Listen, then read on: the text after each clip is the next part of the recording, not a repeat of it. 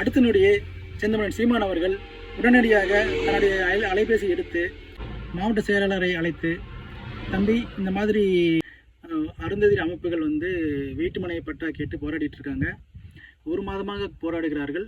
இந்த போராட்டத்திற்கு நாம் ஆதரவு தெரிவிக்க வேண்டும். அவர்கள் போராட்டத்திற்காக களத்தில் நின்று போராட வேண்டும். உடனடியாக சென்று அந்த மக்களை சந்தித்து ஆதரவு தெரிவித்து பேசுங்கள் என்று உத்தரவிட்டார். இது என் கண் முன்னாடி நடந்தது. நான் சொன்ன அடுத்த நொடியே சிறிதும் யோசிக்காமல் அண்ணன் அவர்கள் இந்த ஏற்பாட்டை செய்தார். இந்த மக்களுக்கு ஆதரவாக நின்று களத்தில் நின்று போராடினார்கள்.